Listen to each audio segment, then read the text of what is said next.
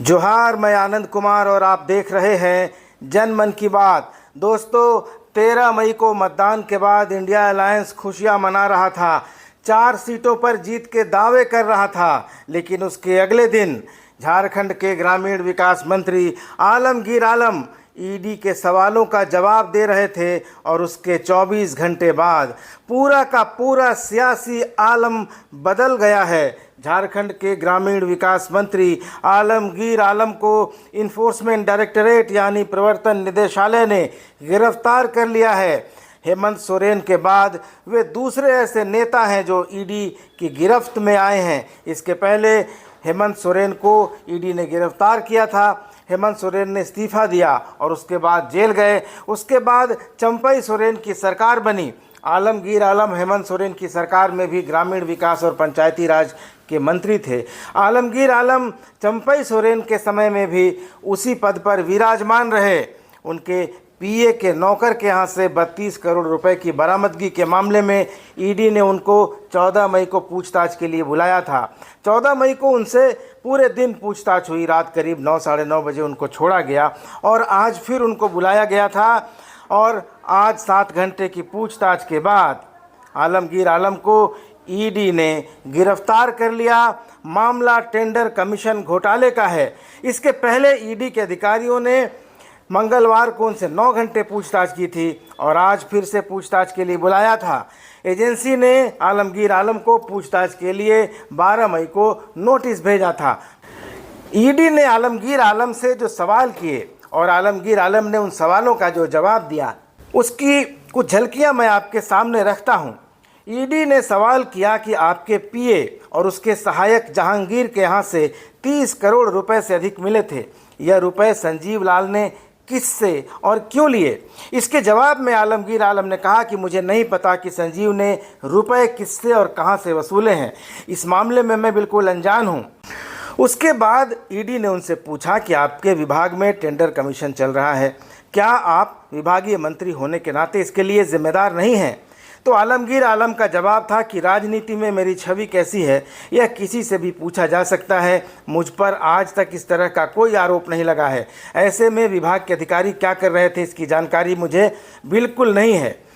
दोस्तों, मंत्री आलमगीर आलम के पीए संजीव लाल जो फिलहाल ईडी की रिमांड पर हैं, उन्होंने जांच एजेंसी को कई जानकारियां दी हैं।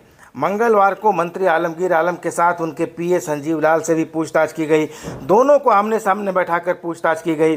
संजीव लाल से पिछले 7 दिनों से पूछताछ चल रही है और इस पूछताछ में संजीव ने स्वीकार किया है कि जो रुपए उनके और उनके सहायक के यहाँ से मिले हैं वे सारे पैसे टेंडर कमीशन के हैं। संजीव ने यह भी बताया है कि टेंडर कमीशन के नाम पर किन किन लोगों से रुपए लिए गए। दोस्तों, ईडी को इस बात की जानकारी मिल गई है कि टेंडर कमीशन के नेक्सस में, गठजोड़ में कौन कौन से लोग शामिल थे और यह भी पता चला है कि ग्रामीण विकास विभाग में ऊपर से लेकर नीचे तक के अधिकारियों के बीच कमीशन की राशि का बंटवारा होता था। 6 मई को मंत्री आलमगीर आलम के पीए संजीव लाल और उनके सहायक जहांगीर आलम के घर पर रेड हुई। इसके साथ ही इंजीनियर कुलदीप मिंज और विकास कुमार और इसके अलावा बिल्डर मुन्ना सिंह के यहाँ छापेमारी की गई। जहांगीर के आवास से 31 करोड़ 20 लाख रुपए कैश बरामद हुए। ठेकेदार मुन्ना सिंह के यहाँ से 2 करोड़ 93 लाख और एक अन्य ठिकाने से 10 लाख रुपए जब्त हुए। 6 मई की देर रात ईडी ने संजीव लाल और जहांगीर को गिरफ्तार कर लिया। दोस्तों, 7 मई को ठेकेदार राजीव सिंह के सिंह मोड़ स्थित मेकॉन वाटिका के 4th फ्लोर स्थित फ्लैट पर छापा पड़ा। असिस्टेंट इंजीनियर अजय मुंडा के बीआईटी थाना क्षेत्र स्थित आवास पर छापामारी की गई। अजय मुंडा के भाई संजय मुंडा के कांके के पतरा टोली स्थित आवास पर छापा पड़ा और इंजीनियर राम कुमार के आईटीआई बस स्टैंड स्थित आवास पर भी ईडी ने रेड मारी। राजीव सिंह के आवास से 1.5 करोड़ रुपए कैश मिला। संजय मुंडा के पास से 2.5 लाख रुपए कैश जब्त किया गया। संजीव लाल जहांगीर को कोर्ट में ईडी ने पेश किया और ईडी को 6 दिन की रिमांड मिली। 8 मई को संजीव लाल को लेकर ईडी की टीम सचिवालय पहुंची। वहां ग्रामीण विकास विभाग में पीएस का दफ्तर सर्च किया और संजीव लाल के ऑफिस से करीब 2 लाख रुपए कैश बरामद किए। 9 मई को संजीव लाल की पत्नी रीता लाल से ईडी ने पूछताछ की। 10 मई को मंत्री आलमगीर आलम के पीएस संजीव लाल को सरकार ने सस्पेंड कर दिया। वे सरकारी अधिकारी हैं। झारखंड प्रशासनिक सेवा के अधिकारी हैं। 12 मई को ईडी ने ग्रामीण विकास मंत्री आलमगीर आलम को समन भेजा और 14 मई को पूछताछ के लिए आने के लिए बुलाया। 13 मई 2024 को संजीव लाल और जहांगीर की रिमांड 5 दिन और बढ़ा दी गई। 14 मई को आलमगीर आलम से 9 घंटे तक ईडी ने अपने दफ्तर में पूछताछ की और आज 15 मई को 6 घंटे की पूछताछ के बाद ईडी ने मंत्री आलमगीर आलम को गिरफ्तार कर लिया। दोस्तों, ग्रामीण कार्य विभाग के पूर्व चीफ इंजीनियर वीरेंद्र राम की गिरफ्तारी के बाद से ही मंत्री आलमगीर आलम ईडी की जांच के दायरे में थे। ईडी उनसे पूछताछ की तैयारी कर रही थी। वीरेंद्र राम को ईडी ने 23 फरवरी 2023 को गिरफ्तार किया था।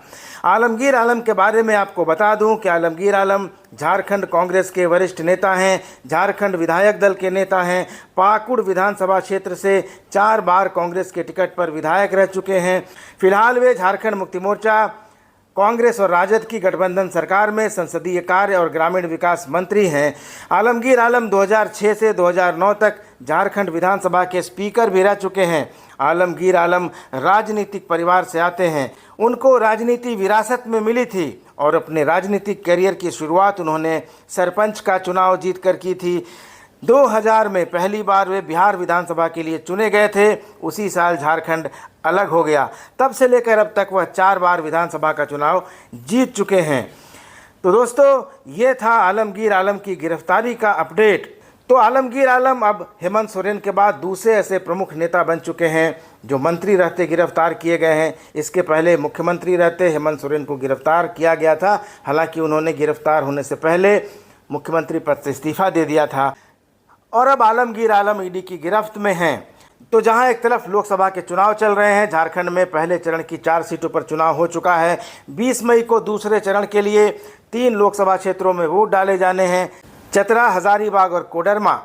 और उसके पहले आलमगीर आलम की नोटों की बरामदगी के मामले में गिरफ्तारी इंडिया अलायंस के लिए एक बहुत बड़ा झटका साबित होने जा रही है और बाकी के चुनाव अभियान पर इसका पुरजोर असर पड़ेगा। आपको बता दूं कि मोदी इस बरामदगी के बाद से ही 3 बार झारखंड के दौरे पर आ चुके हैं और इसके अलावा भी उन्होंने देश भर में जहां जहां अपनी सभाएं की हैं, उन सभी जगहों पर झारखंड का उल्लेख करते हुए कहा है कि झारखंड में नोटों के पहाड़ मिल रहे हैं और चोरों को बख्शा नहीं जाएगा। तो अब ये आलमगीर आलम की गिरफ्तारी के बाद पूरी सियासी फिजा, पूरा सियासी आलम बदल गया है और अब ये देखना दिलचस्प होगा कि दूसरे चरण से जो वोट पड़ने का सिलसिला शुरू होगा उसमें इंडिया अलायंस कहां खड़ा होगा। दोस्तों, आलमगीर आलम की गिरफ्तारी हो चुकी है, लेकिन झारखंड सरकार के कुछ और बड़े मंत्री ईडी की निगरानी में हैं और हो सकता है कि जल्द ही कुछ और लोगों के यहाँ ईडी की छापेमारी हो। आज न्यूक्लियस मॉल में ईडी गई थी। विष्णु अग्रवाल न्यूक्लियस मॉल के मालिक हैं। पिछले दिनों वित्त मंत्री निर्मला सीतारमण के साथ उनकी फ़ोटो पर बड़ी चर्चा हुई थी। इंडिया अलायंस ने इसको मुद्दा भी बनाया था, लेकिन आज खुद उस सरकार के एक बड़े विभाग के मंत्री, झारखंड कांग्रेस के सबसे वरिष्ठ नेता, विधायक दल के नेता आलमगीर आलम गिरफ्तार हो चुके हैं। इस पर आप क्या प्रतिक्रिया व्यक्त करना चाहेंगे दोस्तों? क्या ये गिरफ्तारी पॉलिटिकल कारण से हुई है या आलमगीर आलम सचमुच भ्रष्टाचार में लिप्त थे? आप अपनी प्रतिक्रिया, अपनी टिप्पणी ज़रूर दीजिएगा। चैनल को सब्सक्राइब नहीं किया है तो सब्सक्राइब भी कर लीजिएगा। अगले वीडियो में मिलेंगे, तब तक इजाज़त दीजिए। धन्यवाद, नमस्कार।